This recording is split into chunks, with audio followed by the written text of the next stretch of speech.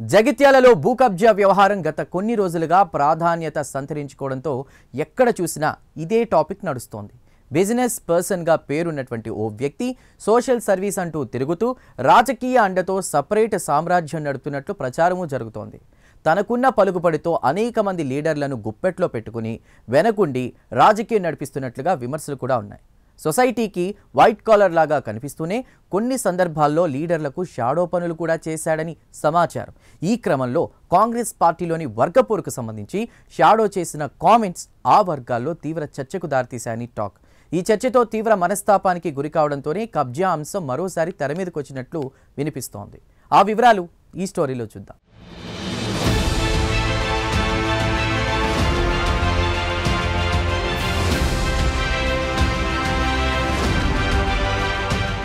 జగిత్యాలలో భూ కబ్జా బాంబు పేలింది. ఒక్క పెట్రోల్ పంపు భూమి చుట్టూ మొదలైన ఆరోపణలు ఇప్పుడు రాజకీయ తుఫానుగా మారాయి. మాజీ మున్సిపల్ చైర్పర్సన్, బీజేపీ రాష్ట్ర కార్యవర్గ సభ్యురాలు భోగ శ్రావణి జగిత్యాలలోని పార్టీ కార్యాలయంలో నిర్వహించిన ప్రెస్ మీట్లో ఎమ్మెల్యే సంజయ్పై సంచలన ఆరోపణలు చేశారు. జిల్లా కేంద్రంలోని ఒక పెట్రోల్ పంపు భూమి కబ్జా అంశంలో తనపై తీవ్ర ఒత్తిడి తెచ్చారని చెబుతున్నారు. మాస్టర్ ప్లాన్ ప్రకారం డివైడర్ కడితే భూ కబ్జా బయటపడుతుంది అని తెలిసి తనను అడ్డుపడుతున్నారని పేర్కొంటున్నారు. నడి రోడ్డుపైనే నిలబెట్టి ఇది తమ వ్యక్తిగత విషయం, నువ్వు తలదూర్చొద్దని చెప్పారట. ఇలా శ్రావణి చెప్పిన ఒక్కొక్క మాట, చేసిన ఒక్కో ఆరోపణ జగిత్యాల రాజకీయ గ్రౌండ్ను షేక్ చేసింది.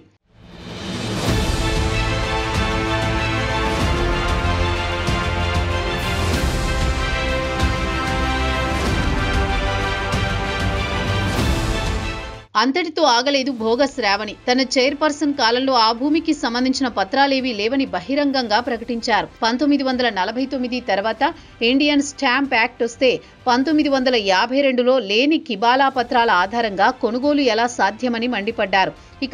ఇక్కడే మరో బాంబు పేల్చారు భోగ శ్రావణి. ప్రజా ఆస్తుల రక్షణ కోసం పార్టీలకు అతీతంగా జేఏసీ ఏర్పాటు చేద్దాం, జీవన్ రెడ్డి ఆధ్వర్యంలో ముందుకు వెళదామని చెప్పుకొచ్చారు. అంటే క్లియర్గా ఎమ్మెల్యే సంజయ్పై గురిపెట్టి ట్రిగ్గర్ నొక్కే అవకాశం జీవన్ రెడ్డికి ఇచ్చినట్టే అంటూ ఇంటర్నల్గా టాక్ నడుస్తోంది.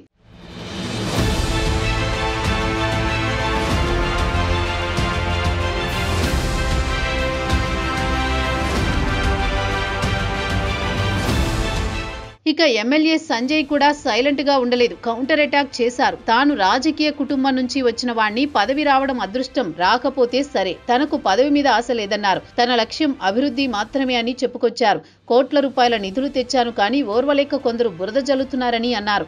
సంజయ్ మాటల్లో ఉన్న సూటితనం ఒకవైపు శ్రావణికి కౌంటర్ అయితే, మరోవైపు జీవన్ రెడ్డికి కూడా ఇండైరెక్ట్ వార్నింగ్ అనే మాట స్పష్టంగా వినిపించింది.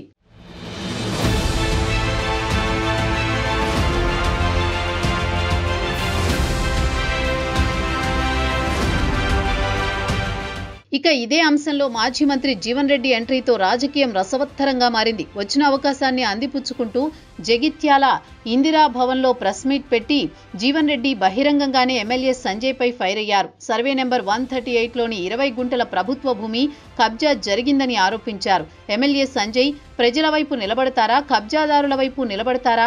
ఇంతకు ముందు ఎన్నికల సమయంలో మంచాల కృష్ణ అనే వ్యక్తి ఇంటికి ఓటు అడగడానికి వెళ్లానని చెప్పి అప్పుడు సంజయ్ ఆయన భూమి అని అన్నారు. అదే భూమి ఇప్పుడు కబ్జా అయిందంటే అది విచారణ కమిటీని ప్రభావితం చేసే వ్యాఖ్య కాదా అని బాణాలు సంధించారు జీవన్ రెడ్డి.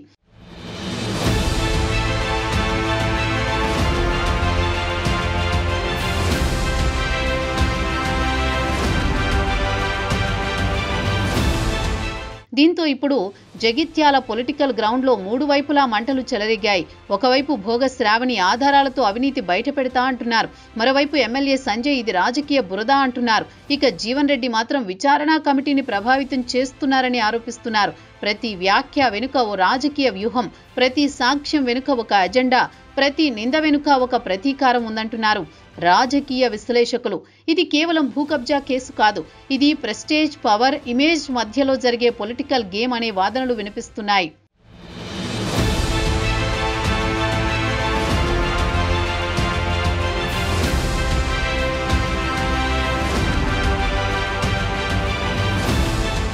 ఇకపోతే తెరచాటు రాజకీయంలో మాత్రం శ్రావణి రాజకీయ అనుమానం తీర్చుకునే ప్రయత్నం. సంజయ్ ప్రతిష్ఠ కాపాడుకునే యుద్ధం, జీవన్ రెడ్డి పాత బలాన్ని తిరిగి పొందాలనే తపన. ముగ్గురు వేరువేరు మార్గాల్లో ఉన్న లక్ష్యం మాత్రం ఒకటే, జగిత్యాలలో రాజకీయ ప్రాధాన్యం. మొత్తానికి జగిత్యాలలో ఇది ఒక భూకబ్జా కాదని రాజకీయ భూకంపమని చెప్పుకుంటున్నారు పబ్లిక్. విచారణ కమిటీ రిపోర్ట్లో ఏముంటుంది, ఎవరి ఆధారాలు బలంగా నిలుస్తాయి, ఎవరి మాటలు బురదగా మిగిలిపోతాయనే ఆలోచనలతో జిల్లా ప్రజల ఆసక్తి అంతా ఇప్పుడు విచారణ కమిటీ ఇచ్చే రిపోర్ట్ పైన పడింది. జగిత్యాలలో రాజకీయ రగడ ఎక్కడ ఆగుతుందో, ఎవరి అవినీతి వెలుగులోకి వస్తుందో, విచారణ కమిటీ ఏం చెబుతుందో ముందు ముందు చూడాల్సిందే.